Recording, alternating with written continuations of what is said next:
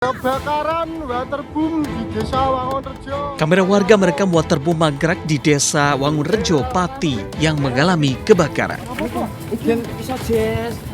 Banyaknya rumput kering dan material yang mudah terbakar membuat api cepat membesar. 2 unit mobil pemadam kebakaran diterjunkan untuk memadamkan api. Api berhasil dipadamkan setelah petugas dibantu warga berjibaku selama 2 jam. Kejadian dikarenakan adanya pembakaran sampah pada lokasi waterboom yang saat ini tidak terpakai.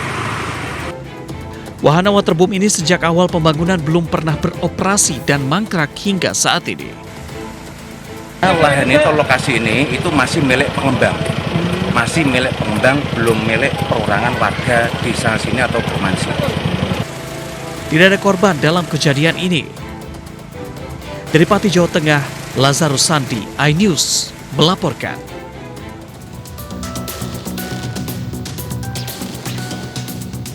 Ular sanca panjang hampir 3 meter bersembunyi di kloset rumah warga di Temanggung, Jawa Tengah. Kejadian ini diketahui pemilik rumah saat ular tiba-tiba muncul dari luar lubang kloset kamar mandi. Pemilik rumah berusaha mengguyur garam namun ular tidak kunjung keluar. Akhirnya petugas damkar membongkar pipa pembuangan di kamar mandi. Masuk ke kamar mandi, terus lihat ular di kloset, terus penanganan pertama yaitu pakai garam, saya taburi pakai garam, tapi ularnya tetap nggak bisa keluar. Terus saya hubungi damkar Temanggung. Ular sanca ditemukan warga di rumah warga di Jalan Cokro Aminoto, Kisaran Asahan, Sumatera Utara. Untuk menangkap ular, petugas damkar terpaksa memanjat atap rumah. Namun ular panjang hampir 2 meter ini berontak masuk ke atap rumah. Di Kembangan, Jakarta Barat, ular kobra masuk ke rumah warga di Jalan Anggrek. Ular menyelinap masuk ke rumah warga melalui lubang mesin pendingin ruangan. Rumah ini sudah 2 kali dimasuki ular karena lokasinya berdampingan lahan kosong. Tim kontributor iNews melaporkan. Gue ditabrak, motorku ditabrak. Di JMC gue, motorku ditabrak. Mobil taksi online ini terbalik usai menabrak 3 warga dan 2 motor yang terparkir di Jalan Warung Buncit Raya, Jakarta Selatan, Senin dini hari. 2 warga luka ringan sementara seorang warga lainnya luka berat tak sadarkan diri dilarikan ke rumah sakit terdekat. Sopir mengaku dalam kondisi mengantuk dan sempat tertidur atau microslip hendak menepikan kendaraan untuk istirahat. Sementara warga melihat mobil melaju dalam kecepatan tinggi dari arah Mampang menuju Pejaten tiba-tiba menabrak motor dan sekumpulan remaja yang berada di bahu jalan. Atau enggak? Enggak sih ya sebenarnya, cuma nggak tahu karena microslip ya, itu jadi nyenggol motor begitu, karena motornya jatuh kan jadi ngangkat mobilnya begitu. Terus tiba-tiba dari belakang mobil ngebut langsung nabrak jadinya. Nabrak apa gitu? Nabrak motor sih tadi 2 itu. Kasus kecelakaan ini pun ditangani Laka Lantas Satwil Jakarta Selatan. Pengemudi sebaiknya tidak memaksakan diri berkendara, segera menepikan kendaraan jika mengantuk dan kelelahan agar tidak membahayakan diri dan pengendara lain. Dari Jakarta, Rizky Fahlupi, iNews melaporkan. Pemirsa, puluhan staf rumah sakit di Kota Gorontalo terlibat keributan hingga mengganggu aktivitas rumah sakit viral di media sosial. Keributan diduga dipicu dari sewa rental mobil dinas yang akan digunakan dokter di rumah sakit.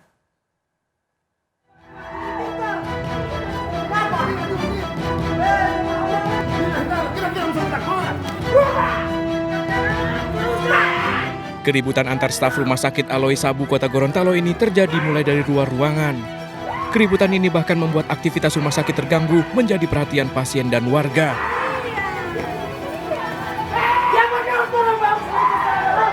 Beberapa orang terlihat nyaris baku hantam meski berupaya dilerai oleh petugas keamanan. Dipicu persoalan sewa rental mobil dinas yang digunakan dokter di rumah sakit. Pihak rumah sakit memastikan keributan terjadi akibat kesalahpahaman dan telah diselesaikan secara internal. Merupakan insiden yang terjadi karena kesalahpahaman antar pegawai. Ada 2 orang pegawai laki-laki yang berselisih paham, kemudian terjadi insiden. Kejadiannya di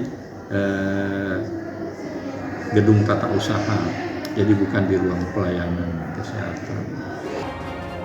Rumah sakit menyayangkan adanya keributan yang terjadi dan berharap peristiwa ini tidak terulang kembali.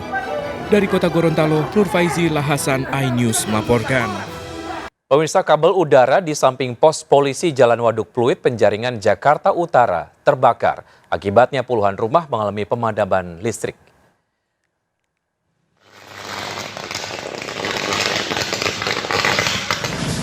Ledakan disertai percikan api beberapa kali terjadi saat kabel udara di samping pos polisi di Jalan Waduk Pluit, Penjaringan, Jakarta Utara terbakar.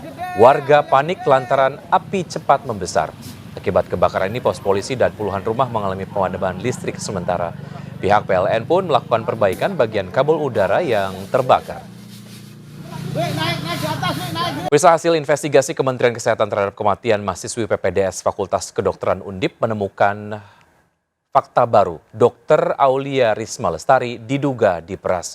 Korban diminta oleh beberapa orang untuk menyerahkan uang 20 hingga 40 juta rupiah. Temuan tim investigasi Kemenkes menemukan dugaan pemerasan berlangsung selama 1 semester, Juli hingga November 2022. Korban diminta menyerahkan uang 20 hingga 40 juta rupiah oleh beberapa orang. Korban ditunjuk sebagai bendahara angkatan, bertugas menerima pungutan dari teman-teman seangkatannya. Kemudian pungutan ini disalurkan untuk kebutuhan non-akademik seperti membiayai penulis lepas, untuk membuat naskah akademik senior, menggaji office boy, dan berbagai kebutuhan senior lainnya. Faktor-faktor ini diduga menjadi pemicu awal korban mengalami tekanan karena tidak menduga besarnya nilai pungutan. Sebelumnya, Menteri Kesehatan Budi Gunadi Sadikin juga menyebut adanya dugaan jam kerja PPDS yang berlebihan. Penutupan sementara prodi anestesi dan penghentian sementara praktik klinis Dekan Fakultas Kedokteran Undip Semarang menuai reaksi Sivitas Akademika Undip Semarang. Mereka menyayangkan keputusan penutupan prodi anestesi di saat investigasi sedang berjalan. Sejumlah guru besar, dekan, dosen, dan mahasiswa Fakultas Kedokteran Universitas Diponegoro pagi ini menggelar aksi simpatik di Aula Fakultas Kedokteran. Sivitas Akademika Fakultas Kedokteran Undip menyayangkan keputusan penutupan sementara Fakultas Anestesi Undip karena merugikan mahasiswa PPDS, anestesi, dan Rumah Sakit Karyadi Semarang. Mereka juga memberikan dukungan moral kepada Dr. Yan Wisnu Prayoko, Dekan FK Undip yang praktek anestesinya di Rumah Sakit Karyadi ditangguhkan. Polisi memeriksa 10 saksi dari teman, keluarga, hingga dokter senior menyelidiki dugaan perundungan di balik kematian Dr. Aulia Risma Lestari, mahasiswi PPDS Undip. Menghindari konflik kepentingan, aktivitas klinis Dekan Fakultas Kedokteran Undip, Dr. Yan Wisnu Prayoko, dihentikan sementara.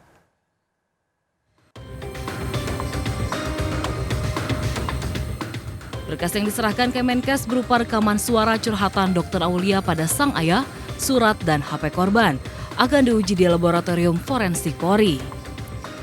Polisi telah memeriksa 10 saksi dari teman, keluarga, hingga dokter senior.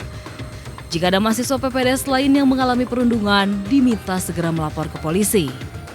Dari Kemenkes dan juga dari pihak kepolisian juga selama kami penyelidikan, ini akan dilakukan analisa. Dia akan analisa dan tentunya ini akan dirapatkan bersama lagi dan dengan mahasiswa PPDS yang mengalami perundungan bisa melaporkan ke Kemenkes atau mungkin ke kepolisian. Itu sebagai bahan kita untuk mendalami isu perundungan. Menghindari konflik kepentingan dalam penyelidikan kasus ini, aktivitas klinis Dekan Fakultas Kedokteran Undip, Dr. Yan Wisnu Prayoko, di RSUP Dr. Karyadi Semarang dihentikan sementara. Kami terbuka untuk investigasi, tidak akan menutupi, dan bila ada kesalahan dari sivitas kami pun akan menindak dengan keras. Tragis, Fakhruri, ayah Dr. Aulia, meninggal dunia karena kondisinya terus menurun pasca kematian anaknya. Tim kontributor melaporkan. KPK akan segera memanggil Kaesang Pangarep untuk meminta klarifikasi dugaan gratifikasi terkait penggunaan jet pribadi. Meski bukan penyelenggara negara, status Kaesang merupakan putra bungsu Presiden Joko Widodo dan kakak serta iparnya juga sebagai penyelenggara negara. Klarifikasi, tentu untuk menetapkan status gratifikasi itu harus kita cari dulu kan, ya. Kita minta yang bersangkutan untuk menjelaskan, ya, menerangkan, ya, terkait dengan ya apa yang dia terima. Tapi kan berkembang juga pertanyaan kan saudara Kaesang bukan penyelenggara negara, Pak. Kan kemarin sudah saya sampaikan, patut diduga ada hubungannya dengan penyelenggara negara. Pemirsa, makan siang kali ini kami akan ajak Anda menikmati olahan paha kambing ukuran jumbo yang beratnya hampir 1 kg. Seperti apa kelezatannya? Berikut liputannya.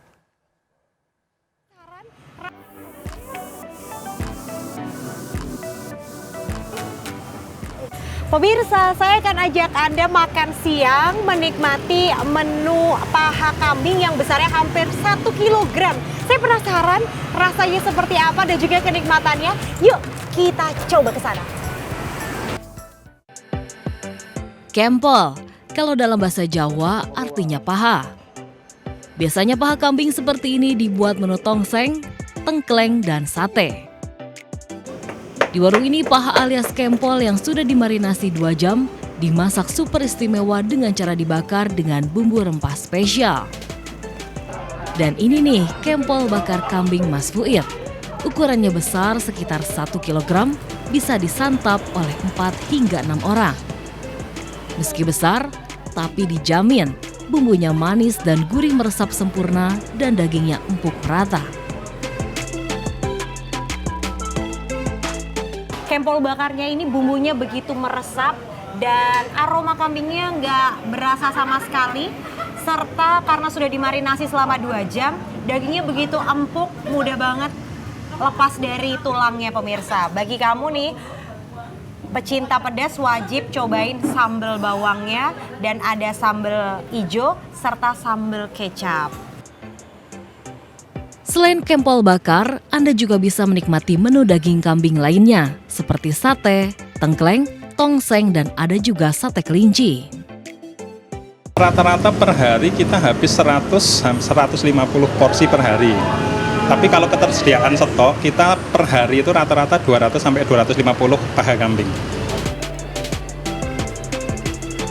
Tim Liputan iNews melaporkan. Pemirsa, audisi Indonesian Idol Season 13 kembali digelar di Surabaya, Jawa Timur. Sebelum audisi digelar, penyelenggara melakukan warm up di Atrium Royal Plaza, Surabaya.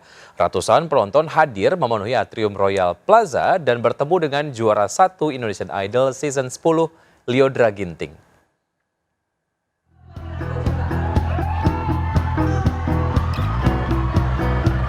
Jelang gelaran Big Audition Indonesian Idol 2024 yang digelar di UKWMS Pakuwon City, Surabaya pada 31 Agustus dan 1 September 2024, RCTI menggelar warm up atau pemanasan di Royal Plaza, Surabaya. Dalam pemanasan Indonesian Idol 2024 ini, Lyodra Ginting, juara pertama Indonesian Idol Season 10, hadir untuk menghibur serta memberikan tips dan trik agar lolos dalam audisi yang diikuti ratusan peserta. Para penonton serta kontestan pun sangat antusias dan memenuhi Atrium Royal Plaza untuk bersaing menunjukkan keahlian dalam olah vokal. Pemanasan audisi itu kita lakukan sehari sebelum kita audisi. Jadi para kontestan, para calon kontestan yang besok mau ikut audisi, mereka sudah bisa siap-siap dapetin trik dari alumni-alumni Indonesian Idol. Kita berharap adalah orang Surabaya yang bisa maju jauh. Habis itu semakin banyak banget negara.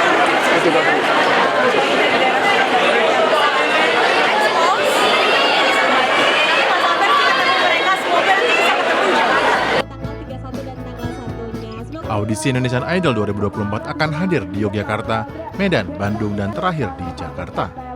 Dari Surabaya, Jawa Timur, Hari Tambayong, iNews melaporkan. Pemirsa, healing ke pantai dan kulineran menjadi dua pilihan masyarakat untuk refreshing. Tapi bagaimana jika keduanya disatukan? Anda bisa menemukan di Bekasi ada pasar malam bernuansa pantai. Seperti apa? Berikut liputannya. Festival kuliner tahunan di Summarecon Mall Bekasi hadir untuk ke-9 kalinya. Pasar Senggol kali ini hadir dengan nuansa pantai. Di sini Anda bisa menikmati beragam kuliner serta berbagai wahana permainan bersama anak-anak. Orang tuh pengen refreshing, cari pantai susah segala macam. Kenapa nggak kita hadirkan konsep yang Pasar Senggol ini kali ini adanya dengan nuansa pantai sih. Ada 100 tenan yang bisa Anda pilih dari kuliner viral, Indonesia hingga mancanegara. Banyak pilihan kuliner juga, kelihatan lebih fun juga sih. Untuk menikmati kulineran di sini cukup siapkan uang dan perut kosong untuk kulineran karena tidak ada biaya masuk. Pasar Senggol A Paradise Culinary Journey berlangsung hingga 6 Oktober 2024, buka setiap hari kerja mulai pukul 4 sore dan 11 siang di akhir pekan. Dari Kota Bekasi, Stephen Patinama, iNews melaporkan.